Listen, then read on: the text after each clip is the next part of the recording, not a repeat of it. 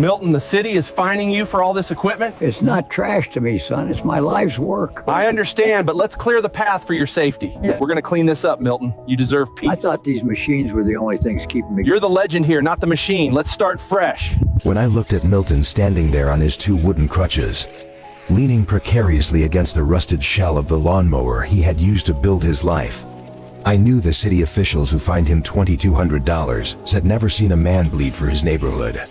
They called this yard a public hazard, a collection of rotting trash and neglected machinery. But looking at his tearful eyes, I saw something entirely different. A man whose physical body had finally betrayed him, leaving him trapped in a graveyard of his own memories. It is a straight-up gut punch to the soul, too. Witness a veteran of hard labor being treated like a criminal by bureaucrats who would rather bulldoze his existence than acknowledge the decades of sweat he poured into this community. Milton is 85 years old, a man whose hands have likely gripped more heavy tools than the entire city council combined. Yet today he stands defeated, unable to move his own scrap metal, being told that his inability to maintain curb appeal is a punishable offense. The property was a total disaster zone of waist-high grass choking out the light, rusted metal carcasses of heavy machinery buried in the dirt, and the suffocating scent of decay that had turned his once prideful home into a prison of stagnation. The city had shown absolutely zero grace to this man, slapping him with a fine that would essentially wipe out his last bit of savings, effectively telling him that his history of honest work was worth absolutely nothing the moment he became too frail to hold a mower. He told me in a voice that was brittle like dry leaves that those machines were the only things he had left of the time when he was a provider, a father, and a husband, and that seeing them condemned as garbage felt like the world was telling him his own life was now garbage too. As I yanked the starter cord on my heavy-duty brush cutter and the engine roared to life, shattering the judgmental hush of the trailer park, Milton flinched and tightened his grip on his crutches, as if he were waking up from a 20-year nightmare he had been too tired to escape.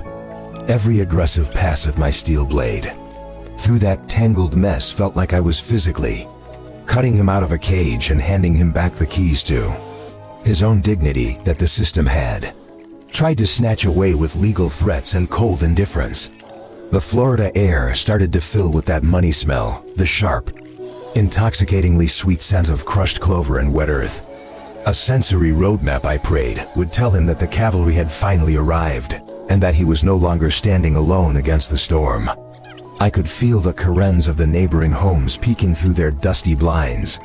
The same folks who had watched the jungle slowly swallow his home for years without ever lifting a finger to help. A man who had lost his ability to keep up. And it gave me a fierce second wind to show them what real deal community and actual kindness look like in the real world. As the crisp, clean lines of the gravel driveway finally surfaced from the dirt, and those heavy layers of debris were cleared from around his home, the place did not just look better, it looked like it was standing tall and proud for the first time in an age. Milton shuffled cautiously toward the edge of his porch as we wrapped up the job, his eyes scanning a yard that finally looked like a home instead of a junkyard, and he took a deep, shaky hit of the fresh air. He whispered that he had been preparing himself to be evicted, and that seeing his yard restored felt like he had been granted a new lease on life that he thought had long since expired. I realized then that I was not just doing pro bono landscaping. I was holding the line for a man who had been pushed to the edge, making sure he would not be railroaded out of his home by a heartless system just because his strength had failed him. Before you scroll past this, please drop a comment with the city you are watching from, because elders like Milton deserve a salute and a helping hand, not a lawyer's letter and a fine when they are down on their luck. If you saw a man who had worked his whole life now losing the roof over his head, would you have the heart to step up, man the station, and finish the job of being a neighbor? Like and share this to remind the world that we do not leave our elders behind in the weeds. And today, we finally delivered a bit of hope and freedom to Milton's doorstep.